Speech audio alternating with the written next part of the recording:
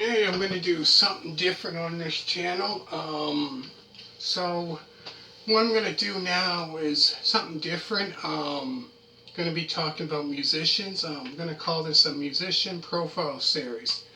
So I'm going to be talking about different musicians, about their career when they started, what bands they were in, and stuff like that. So I'm going to start doing this now.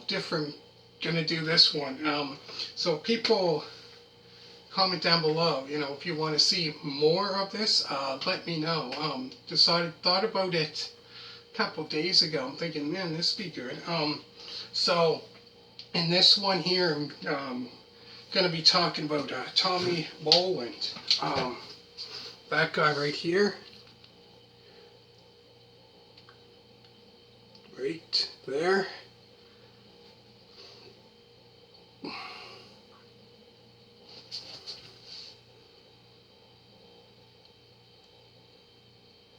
Um, so in this one here, so Tommy Bolin was one. So Tommy Bolin was born Thomas Richard Bolin on August 1st, 1951 in, I don't know how to pronounce this, Sioux city, town, Sioux city, Towaus, so in the United States. So the years he achieved in music was from 1966, so he was 15 years old, oh geez, till 1976, so that's 10 years. So the genres of music he played includes hard rock, heavy metal, jazz fusion, blues rock, and funk, F-U-N-K rock, funk rock. So the first album was from 1969, where he played guitar and backing vocals with Zephyr, Zephyr, which was a hard rock, blues rock album.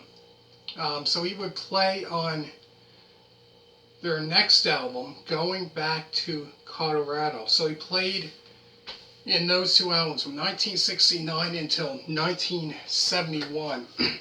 So like his first album with that band was from 69. So he's about 18 years old around that time. And he played their other album 1971, which was Going Back to Colorado. So a lot of the music was based on, pretty much a lot of it was kind of bluesy rock, hard rock music, which I found a lot of his music is pretty much like that, a lot of bluesy kind of rock. So then in 1973, 2 years later, in 1973, he played guitar and backing vocals, as well as, so he played there on 1973. So this would be another album he played on. So this would be James Gang's album that he played on, which was Bang in 1973. So that would be his first album with the James Gang. So this was around about 2 years after Joe Walsh left the band, around 71, 72. So in 73, that would be his first album that he played on. So he pretty much sang, backing vocals. He sang lead vocals on Alexis, and also the synthesizer he played on. So this will be James Gang's second album, Bang, in 1973. So he sang on one song. He played guitar, pretty much like, I believe, lead guitar for the whole album there. So that would be the first album to feature him on So that same year, Tommy Bolin played on Billy Corham's Cobham's debut album, Spectrum, which was a jazz fusion album. So he played guitar in Echo PLEX on QUADRANT 4. I don't pronounce it. TAURIAN Matador, Stratus, and Red Baron. So he played those guitar on those tracks for that album there. And later in July of 1974, Tommy Bolin's last album with the James Gang was Miami.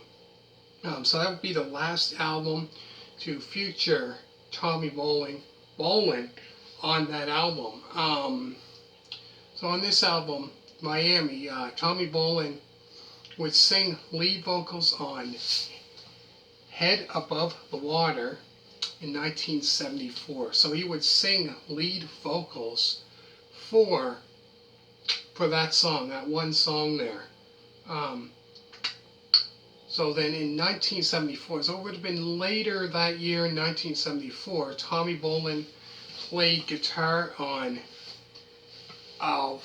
ALPH, I don't know how to pronounce this guy's name, ONSE, that's his first name, MOUZONS. So his album, Mind Transplant.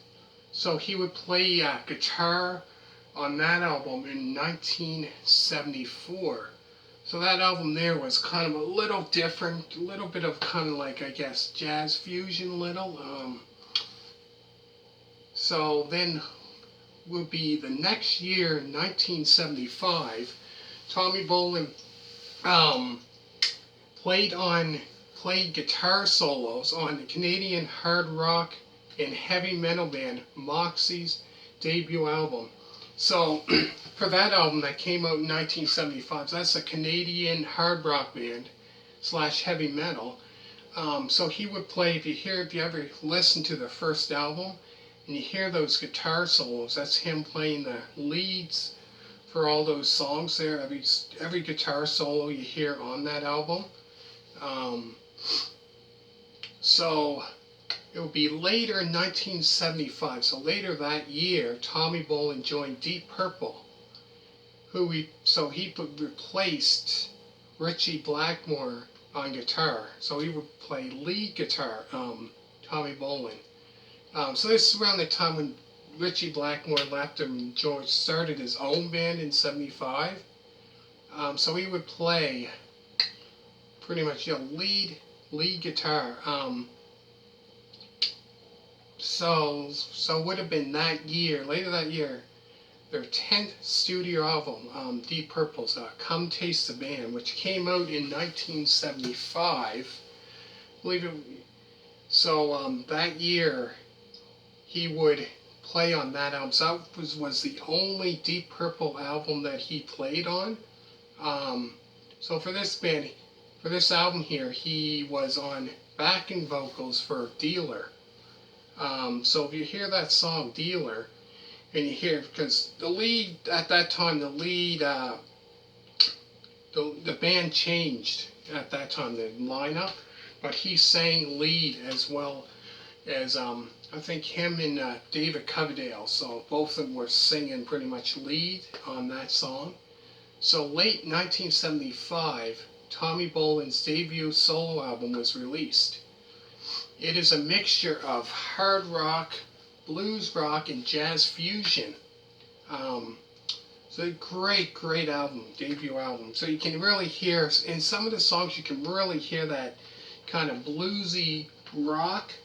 And in other songs you can definitely hear that hard rock and that jazz, kind of jazz fusion. You can really hear that.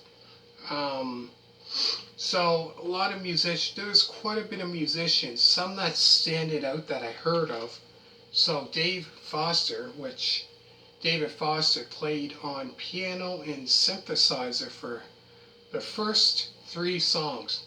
I had no idea. That was interesting. And Phil Collins played percussion for song 4 for that album.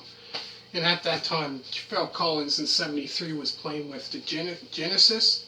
But yeah, that album there, his first debut, his solo album, I have to say that's a great, his first 2 solo albums are amazing.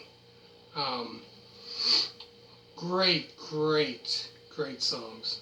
So Tommy Bolin's last and final album is Private Eyes. So this album here is a hard rock and jazz rock album, which Carmen Peace played drums on. So he played played with lots of people from Vanilla Fudge. He played with Rod Stewart around 76, 77. So he played drums on that album. So this album here was released on September of 1976. So that would be his last and final album that he had out. But definitely a great album. Definitely. If you ever get the chance to check out his debut album in 1975 and Private Eyes, those 2 albums, I really enjoy those 2 albums. Great. You can really hear that jazz rock, hard rock. Definitely worth checking out. So later in 1977, he appeared on Deep Purple, last concert in Japan. So this is when they went to Japan back in 1975. So this would be the last, pretty much he had done 2. This is the last concert in Japan, which was released on December 15th, 1975. So they would play at the Budokan Hall. And then the very last would be, they had another live album to feature Tommy Bolin. The album is in this time around live in Tokyo. Where Deep Purple, so this would be another Deep Purple live album that they released with him, which was recorded on December 15th of 1975. So that would be pretty much the last. So he played with quite a bit of bands. Definitely great artist. Definitely. If nobody ever heard of his music, oh man, definitely need to check it out. So I'm gonna start doing this now. Probably comment down below if you want more videos like this. Just thought of something different, so hit a thumbs up. All you people that did subscribe, greatly appreciate it. And subscribe to my other channel. Thank you very much, and bye.